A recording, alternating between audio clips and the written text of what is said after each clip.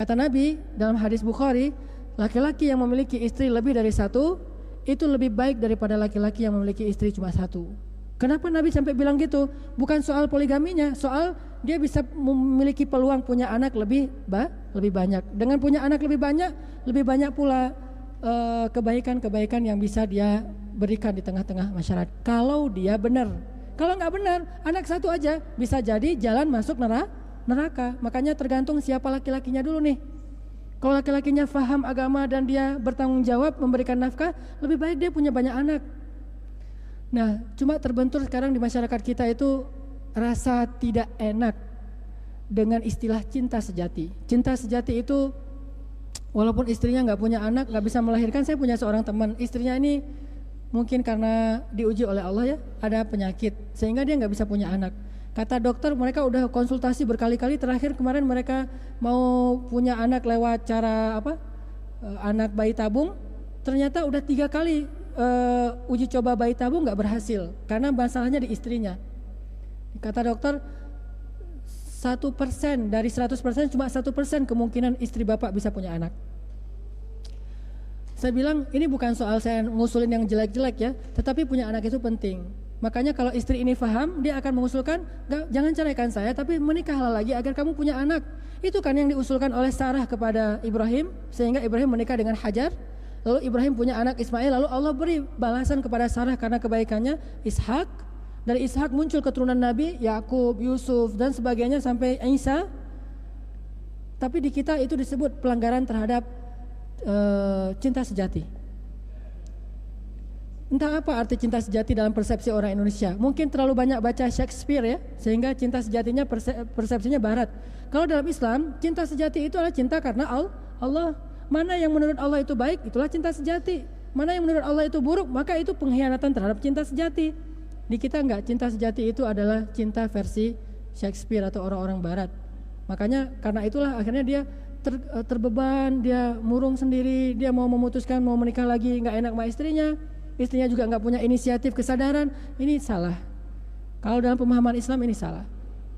Kecuali istrinya tidak punya cacat dan bisa memberikan anak kepada suaminya, ini lain lagi babnya. Ini istrinya enggak bisa memberikan anak, berarti dia salah. Dia harus membiarkan suaminya memiliki anak, karena bisa jadi orang yang seperti ini kalau mendidik anak jauh lebih baik, sehingga nanti muncul kebaikan di tengah-tengah masyarakat. Karena salah satu tujuan dari pernikahan itu adalah islahul mujtama', memperbaiki masyarakat. Serius amat? Oke. Sakinah, mawaddah, warahmah. Sakinah hak siapa? Mawaddah hak siapa? Rahmah itu adalah anak. Maka mudah-mudahan Allah Subhanahu wa taala menjadikan kita termasuk di antara orang yang merindukan keluarga yang solehah. Lalu ketika Allah beri kita kesempatan untuk berkeluarga, untuk membentuk keluarga yang solehah, maka Allah memberikan kita kesiapan untuk memberikan hak orang-orang yang menjadi tanggungan kita. Seorang istri memberikan hak suami, yaitu sakinah, dengan cara dia menjaga kecantikan dia, berdandan, menggoda suami. Seorang suami memberikan hak istri, mawaddah, dengan cara belajar menjadi seorang suami yang bisa menyayangi istrinya, yang bisa romantis ke istrinya, yang bisa membela istrinya dan melindungi istrinya. Dan mudah-mudahan dari dua sakinah mawaddah ini Allah anugerahkan rahmah. Allah anugerahkan anak yang menjadi pengikat yang lebih kuat daripada sekedar cincin dan buku nikah terhadap seorang laki-laki dan perempuan. Amin ya rabbal alamin. Yang sudah menikah berapa orang di sini? 1, angkat yang tinggi. 1, 2, 3, 4. Yang akan menikah berapa orang? Yang nggak ngangkat tangan berarti nggak diaminkan malaikat, nggak nikah. Jomblo sejati ntar. Insyaallah semuanya bakalan menikah. Barakallahu li wa lakum. Wassalamualaikum warahmatullahi wabarakatuh.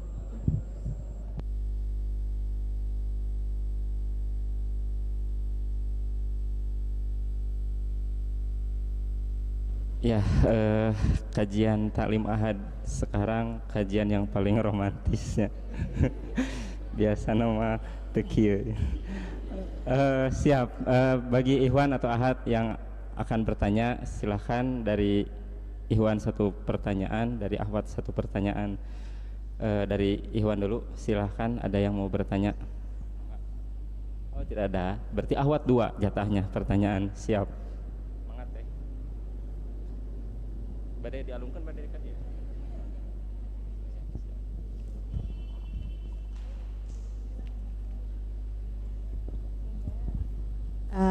Assalamualaikum. Nama saya Fitri Ustadz. Saya ingin bertanya, misalkan ada seseorang gitu ya yang berniat misalkan ingin menikah dengan kita, tapi dia tuh plan gitu, mau nikah apa enggak sampai misalkan bawa bunga dicopotin satu-satu, nikah enggak gitu, dan ke kitanya tuh malah jadi pusing gitu. Sebenarnya dia tuh mau atau enggak gitu. Menurut Ustadz bagaimana sih gitu menghadapi orang yang seperti itu?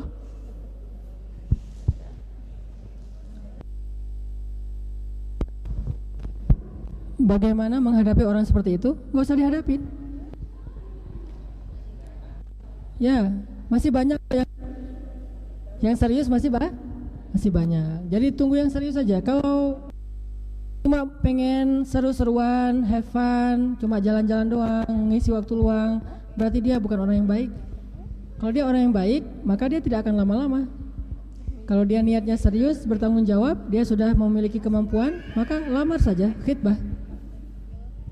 Tapi kita pun sebelum mengatakan ya juga harus ta'aruf kan. Ta'aruf itu beda dengan ta'arufan. Ta'aruf tujuannya pertama untuk mencari tahu tentang calon pasangan kita. Kedua untuk mencari tahu apakah kita ngeklik nggak ke dia.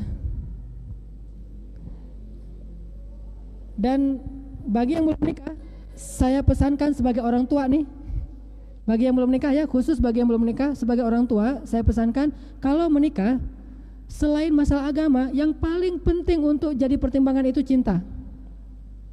Benar-benar harus dirasakan di sini nih. Kalau nggak kerasa di sini, tapi orangnya baik, orangnya soleh, orangnya udah nggak kerasa di sini, tunggu dulu deh, tunggu sampai kerasa. Kalau nggak kerasa jangan dulu. Kenapa?